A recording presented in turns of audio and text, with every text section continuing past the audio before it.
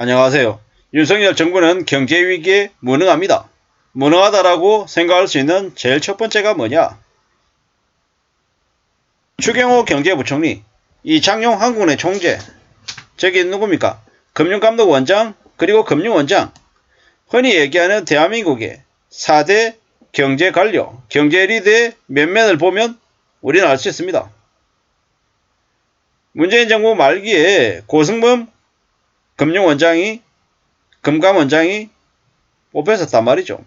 그는 이명박 때든 아니면 김대중 때든 고승범 사단이라고 하는 이들이 있었습니다.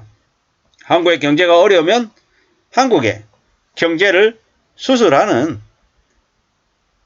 환부를 도려내고 제대로 봉합하고 수술해서 환자를 되살리는 역할을 하는 응급처치반들이었죠. 진보냐 보수냐를 가리지 않고 경제가 위기가 닥쳤을 때 그들은 항상 어김없이 나타나서 이렇게 바로잡았단 말이죠. 근데 윤석열 정부가 들어서고 고승범 사단을 쳐냈습니다. 무슨 얘기냐?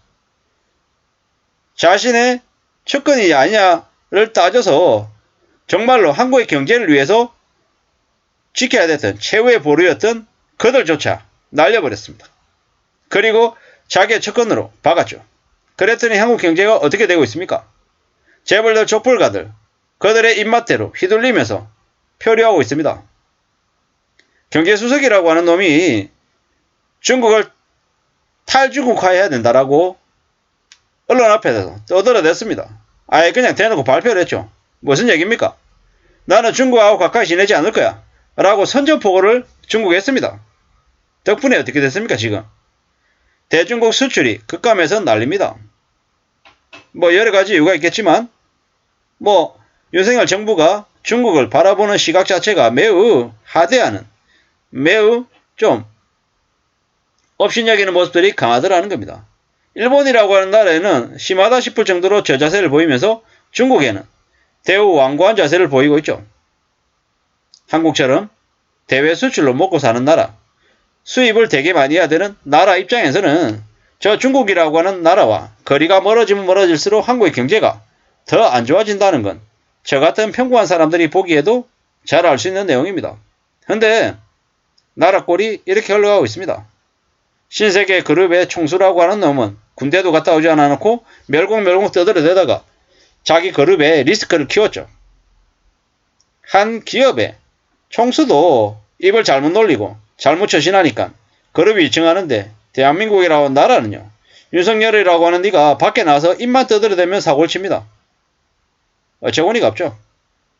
사람은 말에서 그 사람의 인성이나 태도가 묻어나온다고 했습니다. 반말 칙칙거리는 모습을 보면 어떻습니까? 아, 나보다 어린 사람, 나보다 지위가 낮은 사람들에 대해서 나는 함부로 한다라는 그런 인식이 기본적으로 있다라는 거죠. 어처구니가 없죠. 저게 지금 이제 윤석열 정부가 국민들 앞에 나서는 태도입니다. 행안부 장관. 자기도 폼나게 사표를 던지고 싶었다. 일단 개소리를 하고 있습니다. 뭐냐? 서울 한복판에서 아이들이 죽었는데 폼나게 사표를 던진다는 개소리나 하고 다니는 게 그게 윤석열의 아바타들인 거죠.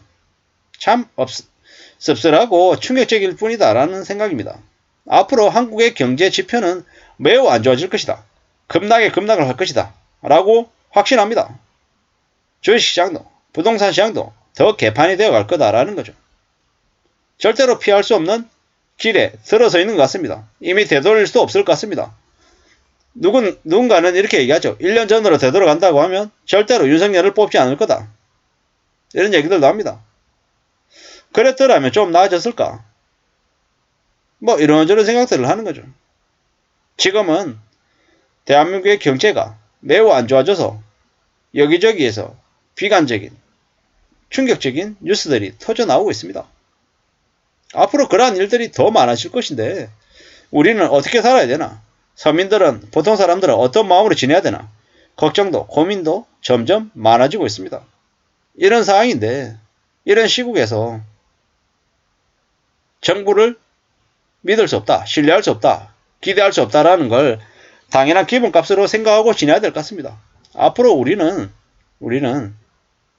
더욱더 스스로를 되돌아보고 내 땀과 내 정성, 내 노력으로 내 인생을 지탱해 나갈 생각을 해야 될 것 같습니다. 남에게 돈을 빌려서 뭘 하겠다 이런 생각 자체는 아예 머리에서 지워야 됩니다. 돈을 빌리는 게 아니라 돈을 저축해서 쌓아둬야겠다, 축적해야 된다 라는 이런 마음을 가져야 되겠습니다. 그래야지만이 언제 어떻게 터질지 모르는 비상시국에 비상상황에 대응할 수 있지 않겠냐라는 거죠. 아무도 도와주지 않는다. 아무도 나를 챙겨주지 않는다. 이걸 당연하게 생각해야 됩니다. 내가 힘들고 어려우면 누군가가 도와주겠지. 이런 마음 자체는 아예 그냥 안 갖는 게 좋다라는 겁니다. 사는 게 어렵습니다. 얼마나 힘들고 어려운지 명심도 명심해야 됩니다. 우리가 살아가는 삶을 아무도 책임져 주지 않는다. 정부도 이놈의 나라도 챙겨주지 않는다라는 겁니다. 그걸 명심해야 되겠습니다. 그런 마음으로 좀 더 냉정하게 내용하게 살 국리를 내야 되죠. 그렇게 마음을 먹는다면 좀 괜찮지 않을까요? 좀 나아지지 않을까요? 아무쪼록 저나 여러분들의 삶이 좀 괜찮아지기를 바랍니다. 제가 그냥 이렇게 나 몰라라 하고 내 맘대로 살고 이래서는 안 될 것 같다라는 거죠. 누군가가 궁지에 몰려있으면 손 내밀어 줄 수 있는 그 정도의 마음은 있어야 될 것 같다라고 생각합니다. 살아가는 게 뭐 이럴까? 왜 이렇게 힘들지? 나만 힘드나? 뭐 이런 생각도 많이 들죠. 확실한 건 뭡니까? 잘 살아내야겠다. 조금 힘들어도 좀 견뎌낼 국리도 해야 되겠다. 이런 생각도 합니다. 우리네 삶이 좀 괜찮아지면 좋겠고 조금은 나아졌으면 좋겠다 라고 마음을 먹는데요. 생각처럼 그렇게 금방 나아지거나 금방 좋아지거나 이렇지 않죠. 그래도 어떻게 하겠습니까? 살아내야죠. 좀 잘 지내야죠. 잘 마음을 먹어야겠죠. 항상 느끼는 거지만 좀 괜찮아지길 바란다. 내 삶이 좀 좋아졌으면 좋겠다라고 마음이 들면 어떻게 해야 된다? 더 노력해야 된다. 더 애써야 된다라는 거죠. 한국 경제 전체가 꽤 안 좋은데 한국만 너무 그냥 삽질하고 있는 것 같은 생각이 들어서 좀 씁쓸하다라는 겁니다. 일본이라고 한 나라보다 경제 성장률이 더 낮아질 것 같다라고 이야기합니다. 반도체 더 안 좋죠, 상황이. 앞으로 대한민국의 2023년에 경제 성장률은 마이너스가 될 가능성이 크다라고 생각이 듭니다.